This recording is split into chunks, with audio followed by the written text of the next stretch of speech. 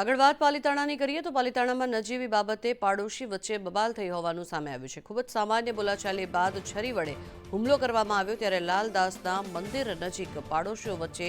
મારામારીના દ્રશ્યો સામે આવ્યા છે। છરી વડે હુમલા થતા બંને પક્ષે લોકો ઇજાગ્રસ્ત થયા છે। જોકે 3 લોકો ગંભીર રીતે ઇજાગ્રસ્ત થતા તાત્કાલિક તેમને સારવાર માટે હોસ્પિટલ ખાતે ખસેડાયા છે। પોલીસ ઘટના સ્થળે પહોંચી સમગ્ર કાર્યવાહી હાથ ધરી હતી।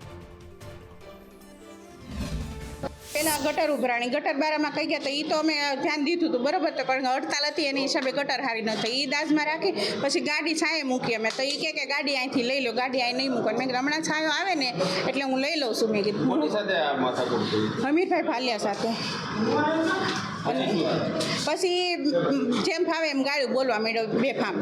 પછી ગાળું બોલવા માંડ્યો એટલે પછી મગજ તો આપણો જાય જ તે સાહેબ ગમે એ હોય મા બેન સામું ગાળું દે એટલે મારથી એક મેં એને ધોલ મારી બરાબર તો એ પછી જેમ ફાવે એમ વધારે બોલવા માંડ્યો તો શેરીના 2 છોકરા હતા એણે માર્યું એકે ઉતરીનું બહારથી એનો છોકરો આવ્યો જેમ ફાવે એમ બોલવા માંડ્યો નાને મને બોચી પકડી એની બાઈડી બોચી પકડી આ ઓરા આવ્યા ને તો એવા વાહેથી ઓલા છોકરાએ મા બેન આમ ગાળી દે મેં ગઈ તું ગાળ્યું દેમાં એમ કીધું મેં દિલ્યાન છોકરાને કે તું ગાળું બોલમાં તું હું બોલે છે કોને બોલે તને ખબર છે મેં તો એણે લઈને સીધો લઈને એમ કે તું ગાળું આમ ધક્કો માર્યો તો તે મને માર્યું છે કેમ એમ કરીને સાકું કાઢીને અને મારવા ગયા માથામાં મેં ખેંચી લીધા ખંભે વાગ્યું એને વાગ્યું અને એને વાગ્યું મારા દેરને વાગ્યું છે બીજા 2-3 જણા હતા નહીં કાંઈ અમે 3 જણા જ હતા એ 8-10 જણા હતા